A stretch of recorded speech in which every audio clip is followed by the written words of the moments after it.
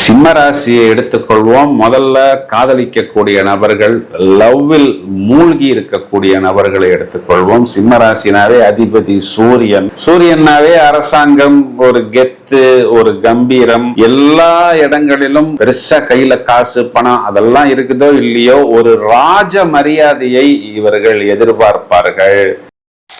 மேலும் இங்கு சுக்கிரனுக்கு செவ்வாயின் பார்வை கொடுக்கக்கூடியது ஒரு விதமான சூடு. சின்ன கோபம் கூட பெரிய சண்டையா, பெரிய ஈகோவாக மாறி பேச்சுவார்த்தை நிப்பாட்ட வேண்டிய அளவுக்கு கொண்டு போய் விடும்.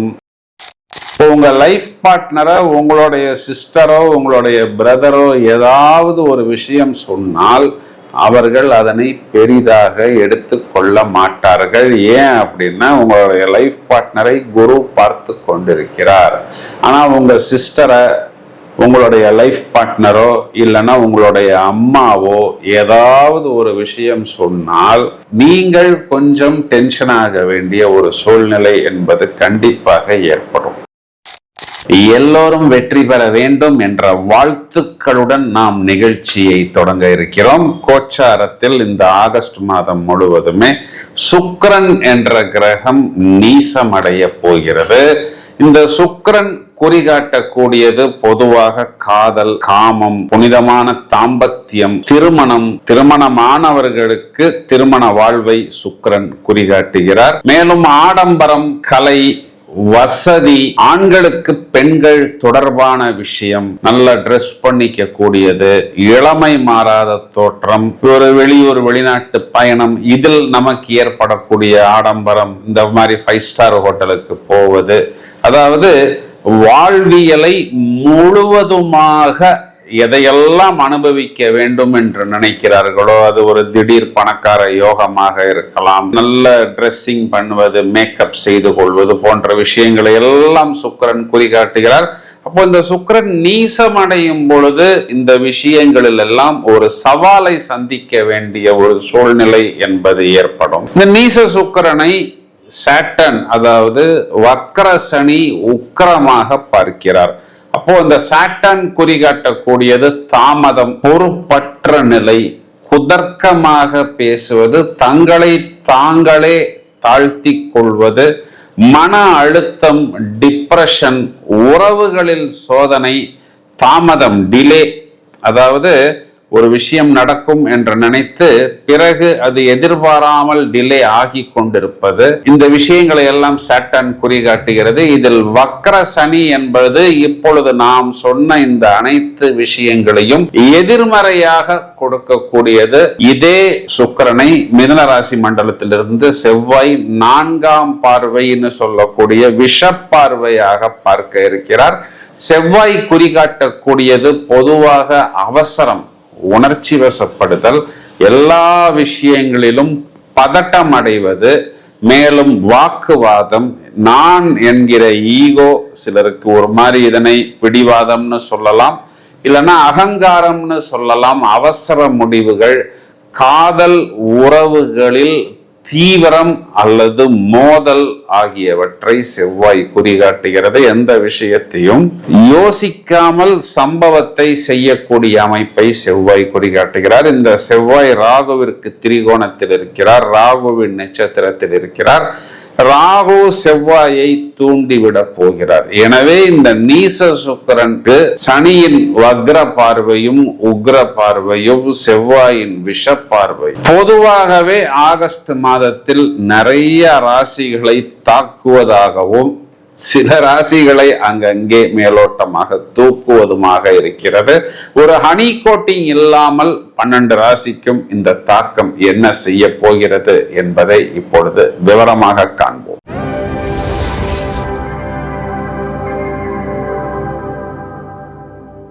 சிம்ம ராசியை எடுத்துக்கொள்வோம். முதல்ல காதலிக்கக்கூடிய நபர்கள், லவ்வில் மூழ்கி இருக்கக்கூடிய நபர்களை எடுத்துக்கொள்வோம். சிம்ம ராசினாவே அதிபதி சூரியன். சூரியனாவே அரசாங்கம், ஒரு கெத்து, ஒரு கம்பீரம், எல்லா இடங்களிலும் பெருசா கையில காசு பணம் அதெல்லாம் இருக்குதோ இல்லையோ ஒரு ராஜ மரியாதையை இவர்கள் எதிர்பார்ப்பார்கள்.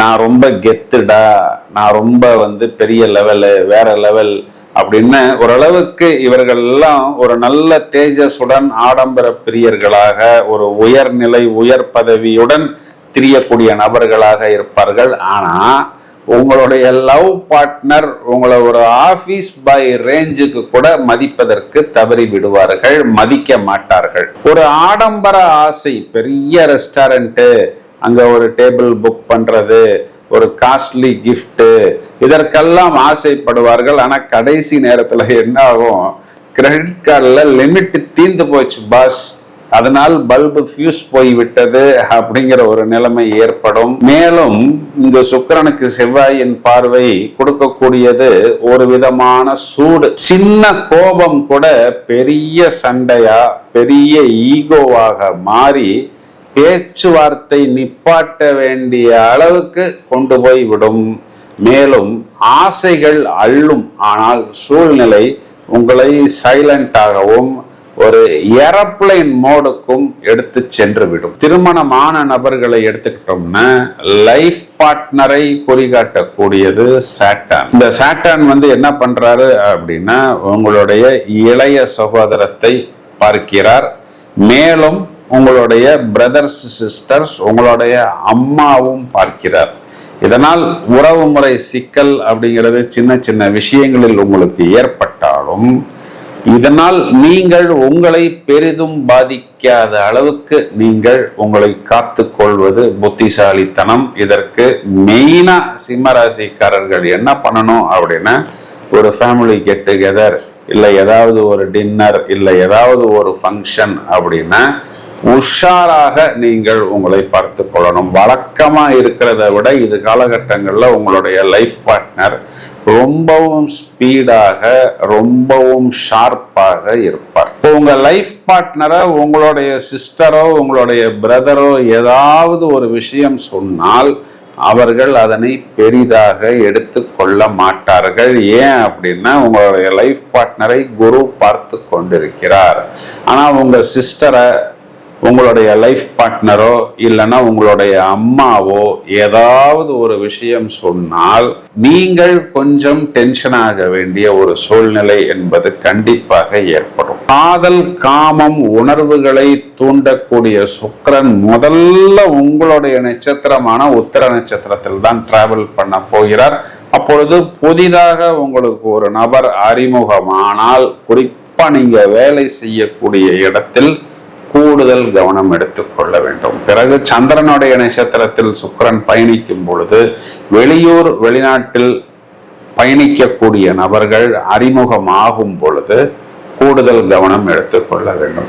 பிறகு செவ்வாயுடைய நட்சத்திரத்துல சுக்கிரன் பயணிக்கும் பொழுது உங்களுடைய வீட்டுக்கு பக்கத்துல இல்லைன்னா நீங்கள் வேலை செய்யக்கூடிய இடத்தில் புதிதாக அறிமுகமாகக்கூடிய நபர்கள் யாராக இருந்தாலும் உங்களை தூண்டி விடுவார்கள். ஒரு டின்னருக்கு போகலாம், ஒரு மீட்டிங்க்கு போகலாம், அவுட்டிங்க்கு போகலாம் என்று தூண்டி விடுவார்கள். இந்த அனைத்து விஷயத்தையும் உங்களுடைய லைஃப் பார்ட்னர் சும்மா பார்க்காமல் ஷார்ப்பாக, அதுதான் உக்ரத்தில் வக்ரமாக வக்ரத்தில் உக்ரமாக பார்த்து கொண்டே இருக்கிறார். கையும் களவுமாக அந்த ஒரு எண்ணம் வரும் பொழுதே பிடித்து விடுவார். நேரடியா அவரிடமே சண்டை போட தொடங்கி விடுவார். அதனால் சிம்ம ராசிக்காரர்கள் இது காலகட்டத்தில் கூடுதல் கவனம் எடுத்துக்கொள்ள வேண்டும். 2ஆம் இடம் வாக்குஸ்தானத்தில் சுக்கிரன் நீசம் அப்படிங்கிறதுனால் ஒரு வாக்கு கொடுக்கும் பொழுது அது ஒரு பேமெண்டாக இருக்கலாம், இல்லைன்னா ஏதாவது ஒரு விஷயம் திருப்பி கொடுக்கிறேன் அப்படிங்கிற மாதிரி இருக்கலாம். கூடுதல் கவனம் எடுத்துக்கொள்ள வேண்டும். 2ஆம் இடம் குடும்பஸ்தானம் அப்படிங்கிறதுனால் குடும்பத்துக்குள் குழப்பங்கள் வராத அளவுக்கு, உறவுமுறை சிக்கல்கள் இல்லாத அளவுக்கு நீங்கள் உங்களை பார்த்து கொள்ள வேண்டும். மேலும் 2ஆம் இடம் தனஸ்தானம். அப்போ நாம் எதிர்பார்த்த பேமெண்ட் வரலன்னா என்ன பண்றது அப்படிங்கிறதுக்கு சிம்ம ராசிக்காரர்கள் பிளான் பி என்பதை வைத்துக் கொள்ள வேண்டும். இந்த சிம்மத்தை பொறுத்தவரை ஜீவனாதிபதி சுக்கிரன் அப்படிங்கிறதுனால் புதிதாக பிசினஸ் ஆரம்பிக்கக்கூடிய நபர்கள், புதிதாக பெரிய ப்ராஜெக்ட் எடுக்கக்கூடிய நபர்கள், அதற்காக கடன் வாங்க வேண்டிய சூழ்நிலை, அதற்காக ஒரு பயணம் அப்படிங்கிறதெல்லாம் வந்தால் இந்த ஜீவனாதிபதி வெற்றி ஸ்தானாதிபதி நீசம் அப்படிங்கிறதுனால் ஒரு மதம் தள்ளி போடுவது புத்திசாலித்தனம். சுக்கிரன் துளாராசி மண்டலத்துக்குள் இப்பொழுது நான் சொன்ன இந்த அனைத்து விஷயங்களையும் நீங்கள் பயணிப்பது உங்களுக்கு ஒரு நல்ல வெற்றியை ஏற்படுத்தி கொடுக்கும். இதுக்கு பரிகாரம் அப்படின்னு எடுத்துக்கிட்டோம்னா சனிக்கிழமைகளில் ஆஞ்சநேயர் வழிபாடு, மேலும் செவ்வாய்க்கிழமைகளில் முருகன் வழிபாடு. ஏன்னா இங்கு 4ஆம் அதிபதி உங்களுடைய அம்மாவை குறிகாட்டுகிறது. காரகத்துவத்தில் செவ்வாய் என்பது உங்களுடைய சகோதரரையும், 11ஆம் இடம்ங்கிறது மூத்த சகோதரரையும் குறிகாட்டுகிறது. இவர்கள் மூலமாக வரக்கூடிய விஷயங்களாக இருந்தாலும் தகவல்களாக இருந்தாலும் உங்களுக்கு அது லாபமாக மட்டுமல்லாமல் நீங்கள் நினைத்த காரியத்தில் அது வெற்றியாகவும் மாறுகிறது என்பதனால் தொடர்ச்சியாக முருகனை வழிபட உங்களுக்கு வரக்கூடிய இந்த சின்ன சின்ன டிஸ்டர்பன்ஸ் கூட தவிடுபொடி ஆகிவிடும். ஒரு பெரிய பிளஸ் உங்களுடைய குடும்பத்தில் ஏற்படல அப்படின்னா கூட ஒரு மைனஸ் ஏற்படாது. இன்றைய காலகட்டத்தில் நமக்கு மைனஸ் ஏற்படல அப்படின்னா அதனையே நாம் ஒரு நல்ல பிளஸ் பாயிண்டாக எடுத்துக்கொள்ளலாம் என்று சொல்வதுதான் நிதர்சனமான உண்மை. சார், நீங்க சொன்னது எல்லாமே எங்களுக்கு ஏதோ கரண்ட் போனது போல், பல்பு ஃபியூஸ் போனது போல், ஒரு பலூன்ல காத்து போனது போல் தான் இருக்கிறது என்று நீங்கள் சொல்வது எனக்கு புரிகிறது. இந்த நீச சுக்கிரனை பற்றி நாம் பேசும் பொழுது அதற்குண்டான பலன்கள் இதுதான். சார், இப்பதான் நாங்க காதலிக்கவே ஆரம்பிச்சிருக்கிறோம், கல்யாணம் தான் கட்டிக்கிட்டு ஓடி போலாமா இல்ல ஓடி போய் கல்யாணம் தான் கட்டிக்கலாமா அப்படின்னு யோசிச்சுக்கிட்டு இருக்கிறோம் சார் என்று நீங்கள் சொல்வது எனக்கு நன்றாக புரிகிறது. இந்த சுக்கிரன் கன்னிராசி மண்டலத்தை கடக்கும் வரை கொஞ்சம் பொறுமையாக காத்திருப்பதுதான் புத்திசாலித்தனம். இந்த ஆகஸ்ட் முடிந்து செப்டம்பர் வரும் பொழுது இதே சுக்கிரன் என்பவர் துளாராசியில் ஆட்சியாக போகிறார். அப்பொழுது நீங்கள் எதையெல்லாம் இழக்கிறீர்களோ அவையெல்லாம் ஒன்றுக்கு இரண்டாக வரும். என துளாராசி மண்டலத்தில் சுக்கிரன் ராகுவின் நட்சத்திரத்தில் பயணிக்க போகிறார். இந்த ராகு என்பவர் சுக்கிரனுக்கு திரிகோணமாகவும், சுக்கிரன் என்பவர் ராகுவிற்கு திரிகோணமாகவும் வருகிறார். அப்போ இந்த காதல், காமம் போன்ற விஷயங்கள் எல்லாம் 1க்கு 10ஆக வரும். இந்த விஷயங்களை எல்லாம் திரும்பவும் 12 ராசிக்கு 12 வீடியோக்களாக பட்டையை கலப்புவதற்கு தயாராக இருக்கிறோம். இந்த பதிவை உங்களது நண்பர்களுக்கும் உறவினர்களுக்கும் ஷேர் செய்யுங்கள். தொடர்ந்து இணைப்பில் இருங்கள். வாழ்த்துக்கள். Thank you friends.